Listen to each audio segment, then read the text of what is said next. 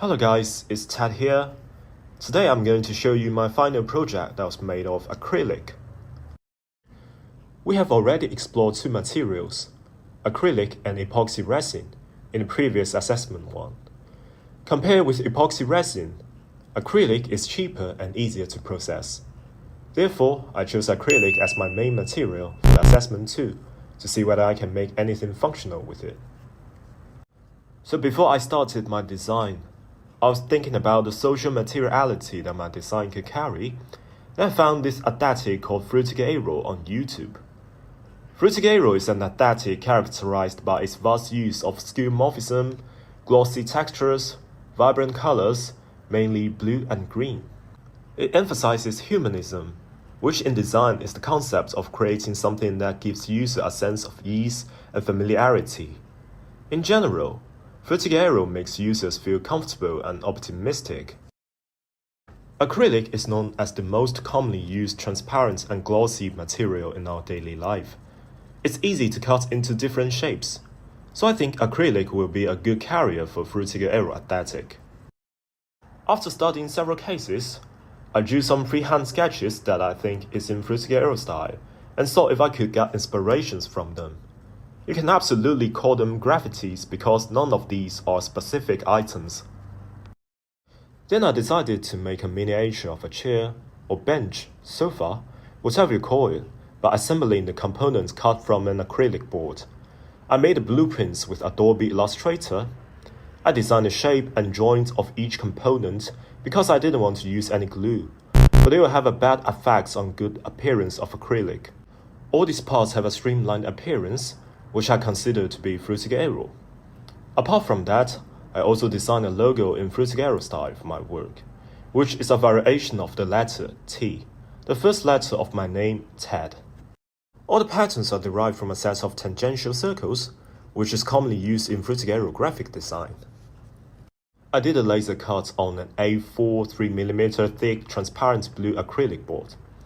After trying to assemble them, I found that it didn't work out as I expected. These joints are so loose that it could hardly support any weight before it collapsed. So I decided to make another one, or something else.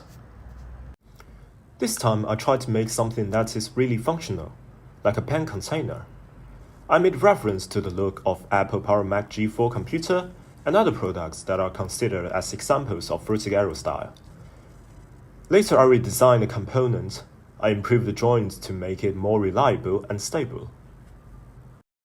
The pen container was firstly designed using Autodesk CAD and Adobe Illustrator. I drew each component and then uploaded my file to the UNSW making space and then cut them with a laser machine. Later, I assembled them to make the pen container. It's stable, reliable, and functional.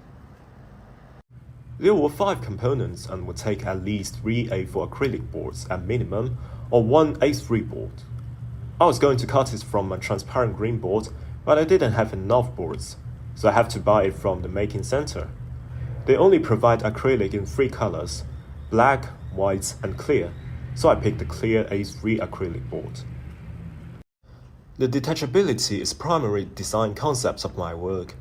My pen container is 100% acrylic, and non-glue is needed during assembly. The majority of pen containers existing in the market are in one piece. That means if it's broken, you have to throw it away and buy a new one. But for mine, if any part is broken, I just need to replace it with a new component. After all, each part is individual. Here I show you some photos of my work, and hope you like it.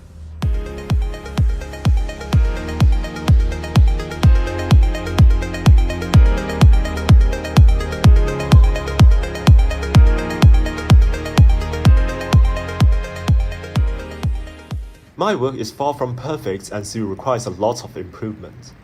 To make something in actual Frutiger style, I need a more sophisticated process, which will take a lot of time and money, but at least I made something that is functional, which is able to contain my pens, coins, and other stuffs.